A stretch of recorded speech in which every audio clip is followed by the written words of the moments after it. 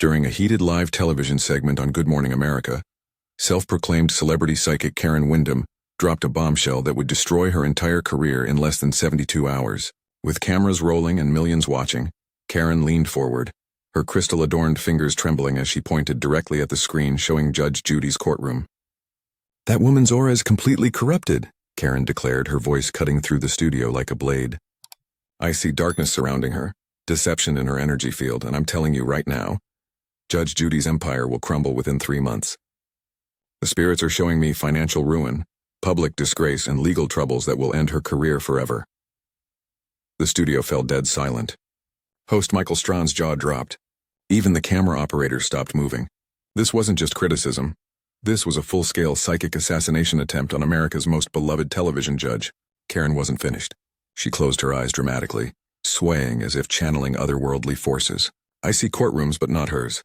I see Judge Judy as the defendant, not the judge. The cosmic wheel of justice is turning, and her time is up." Social media exploded instantly. Within minutes, Karen Windham's psychic prediction was trending nationwide. Clips of her shocking pronouncement racked up millions of views as viewers shared their disbelief and outrage. But what Karen didn't know was that Judge Judy was watching from her chambers, taking notes on every single word. The 81-year-old legal legend had built her career on reading people, not auras, and something about Karen's performance felt deeply familiar. While Karen basked in the viral attention, posting victory laps on Instagram about her divine revelation, Judge Judy was making phone calls. Quiet calls to investigators, fraud departments, and law enforcement contacts she'd built over decades in family court. Karen thought she was exposing Judge Judy, but she had just painted a target on her own back. The next morning, Judge Judy stepped into her courtroom with a different energy. Her bailiff noticed it immediately. Her producers sensed something big was coming. When the cameras rolled for her daily show, Judge Judy looked directly into the lens with those piercing eyes that had intimidated thousands of defendants. "I've been a judge for over 40 years, she began, her voice steady and dangerous. "I don't believe in psychics, crystal balls, or cosmic justice. But I do believe in real justice. And Karen Windham, if you're watching this, you're about to learn the difference." What followed was 3 minutes of surgical precision that would be replayed on every major network. Judge Judy didn't shout, didn't lose her temper.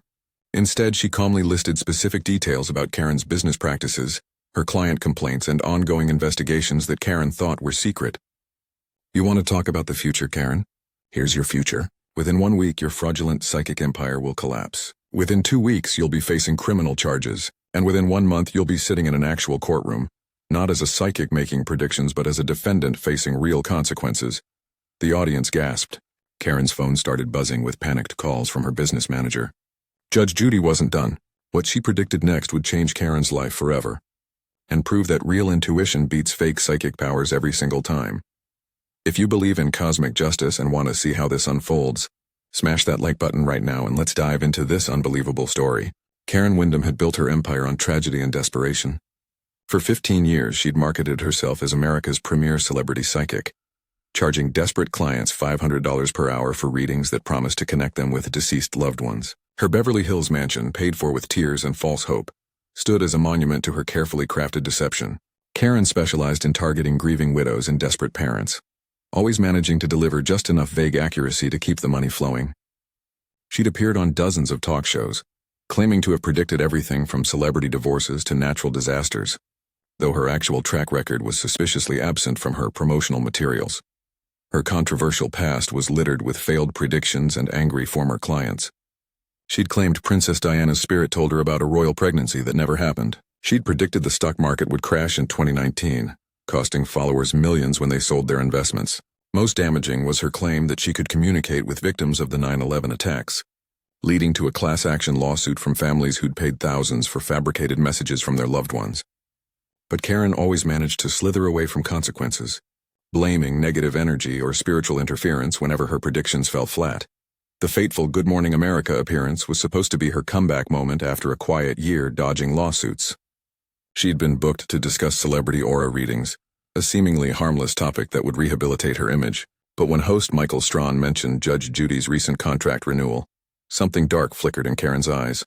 She saw an opportunity to create a viral moment that would thrust her back into the spotlight. Without warning, she launched into her attack.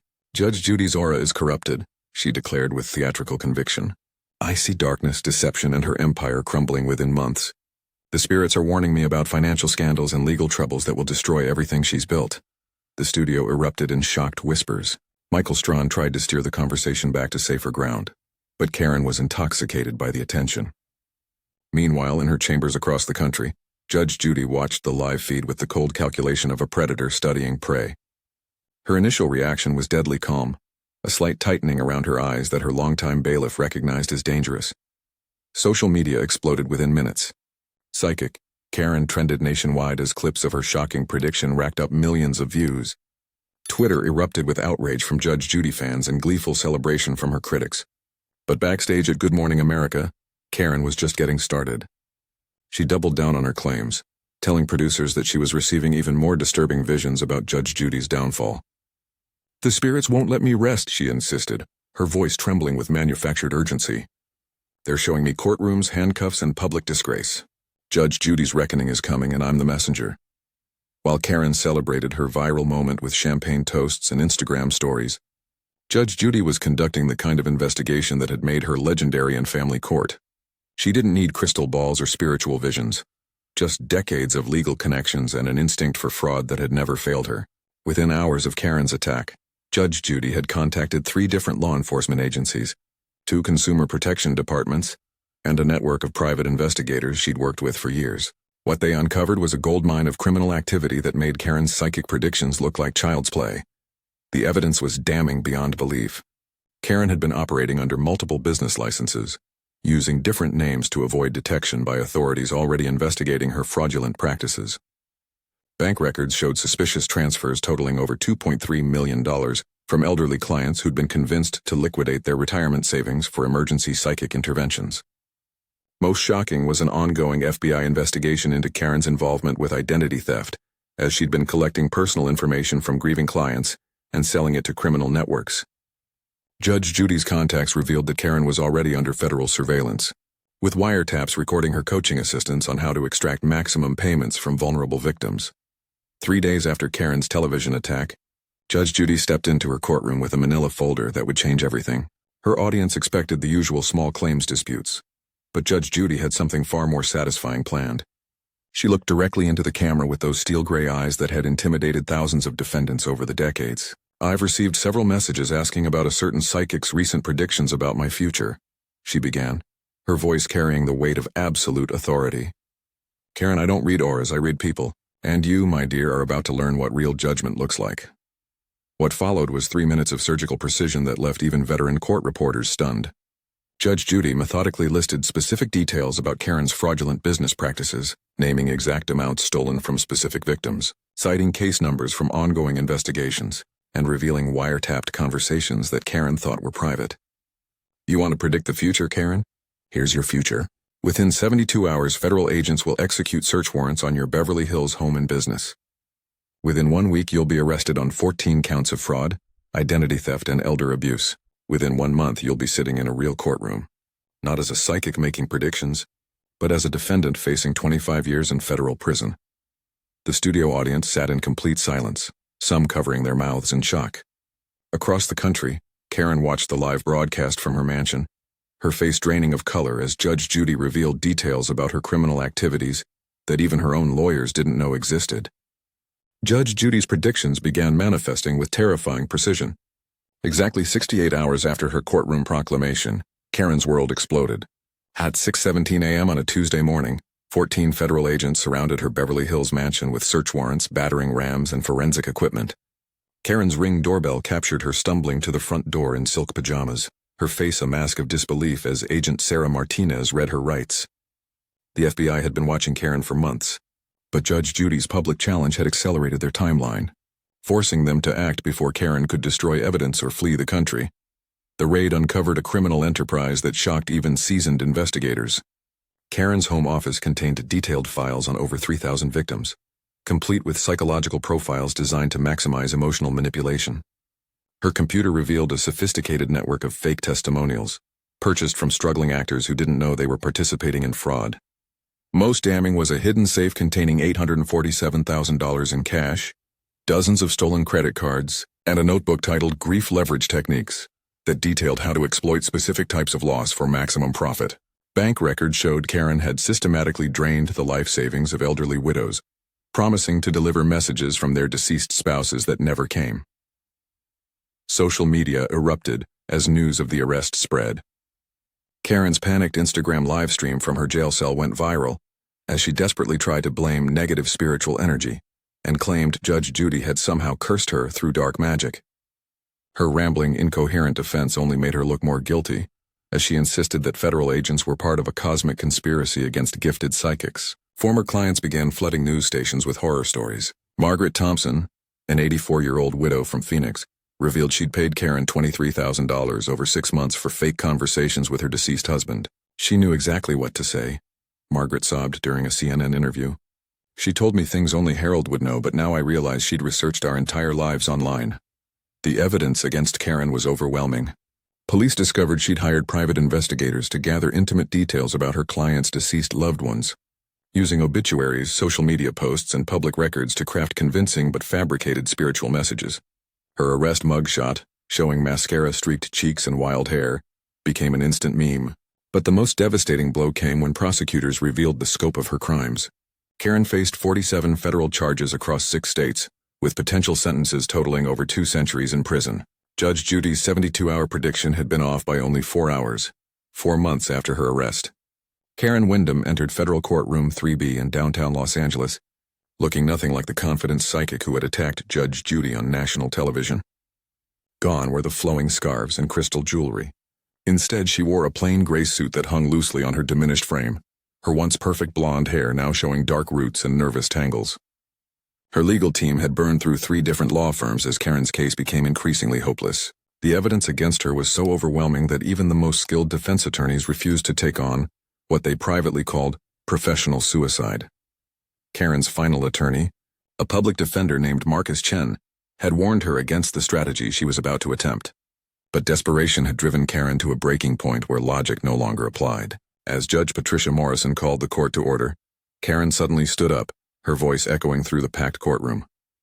"Your Honor, I plead not guilty by reason of spiritual persecution," she declared, her hands trembling as she clutched a collection of crystals. "Everything that has happened to me is the result of a psychic attack orchestrated by Judge Judy Sheindlin. She used dark spiritual forces to manipulate the federal investigation and plant evidence against me." The courtroom erupted in shocked murmurs. Judge Morrison slammed her gavel demanding order, while Karen's attorney buried his face in his hands. Karen continued her rambling defense, claiming that Judge Judy had somehow cursed her through television frequencies and that the FBI agents were under some form of mystical mind control. "I am a gifted psychic being targeted by someone who fears my spiritual power," Karen insisted, waving her crystals at the jury. "Every piece of evidence against me was manifested through negative energy manipulation." Prosecutor Amanda Rodriguez stood to address Karen's bizarre claims, holding a thick folder that would demolish any remaining sympathy the jury might have had.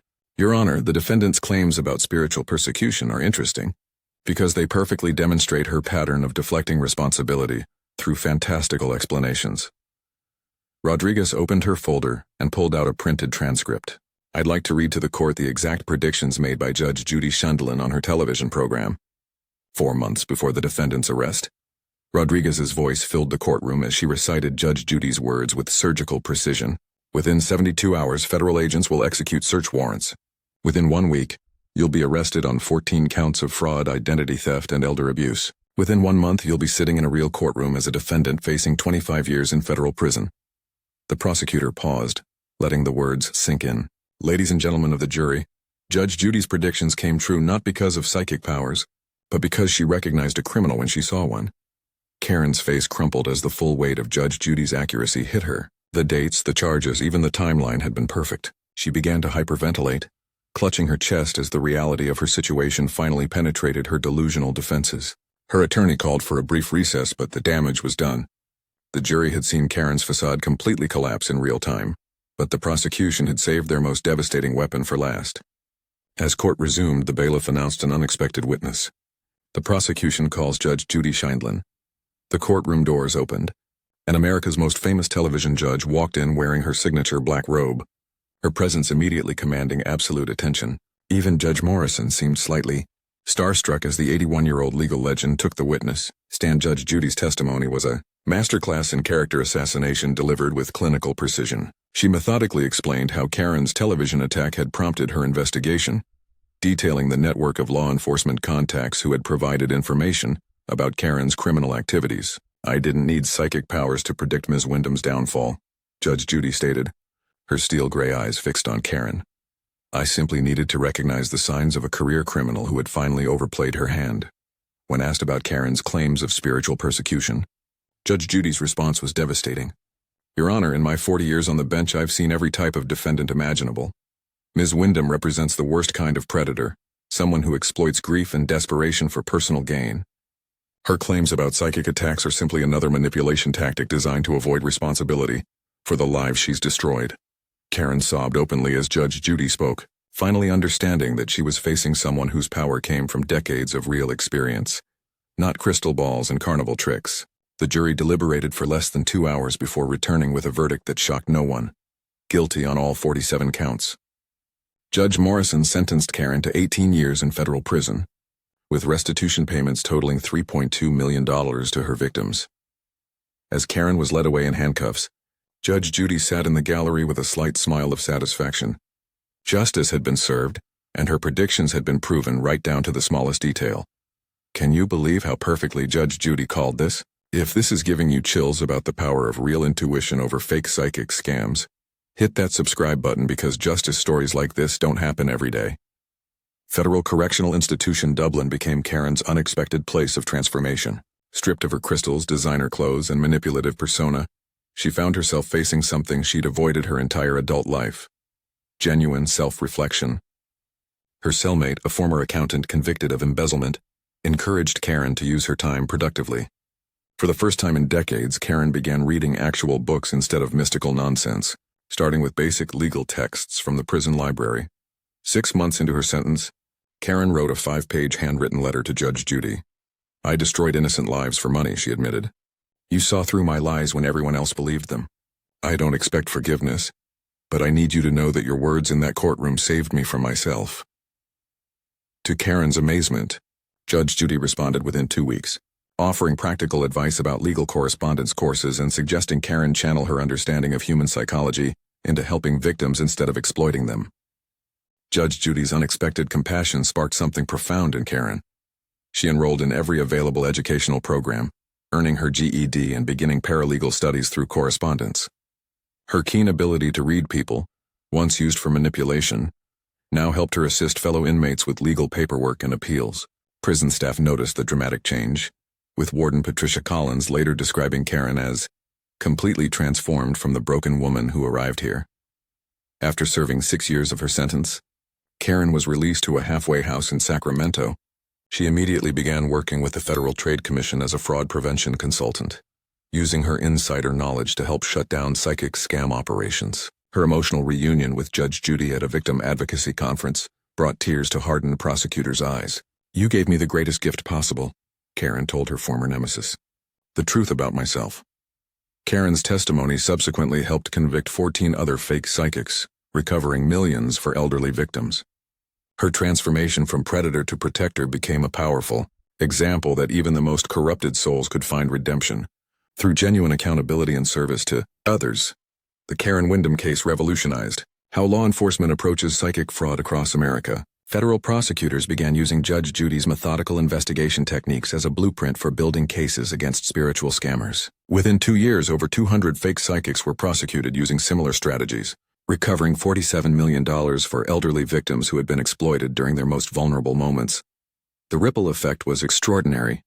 Inspired by Karen's transformation, 17 other fraudulent psychics voluntarily surrendered to authorities, confessing their crimes and providing evidence against larger criminal networks.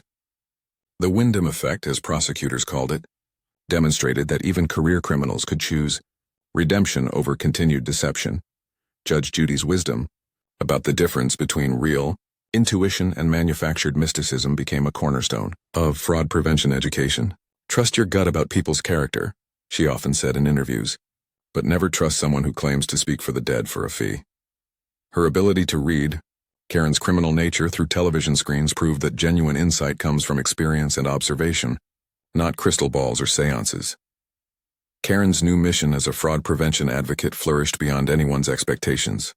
She developed training programs for bank employees to recognize elderly customers being manipulated by psychic scammers, personally saving over $12 million in potential fraud losses. Her presentations at senior centers combined heartbreaking honesty about her past crimes with practical advice about protecting life savings from spiritual predators. The most powerful moment came when Karen and Judge Judy appeared together at a national fraud prevention conference. Standing side by side, former enemy and former judge, they represented something beautiful about American justice: accountability without abandonment, consequences with compassion. Karen's final words to the audience captured the essence of their unlikely partnership. Judge Judy didn't just predict my downfall, she predicted my possibility for redemption. Real justice doesn't just punish, it transforms. If Judge Judy's incredible prediction and Karen's amazing transformation moved you, smash that like button to keep stories of justice and redemption alive. Subscribe so you never miss these incredible real-life karma stories, and comment below with justice if you believe everyone deserves a second chance when they truly change. Share this with someone who needs to hear that it's never too late to turn your life around. Because tonight you're not just watching a story, you're witnessing the power of real accountability and genuine redemption.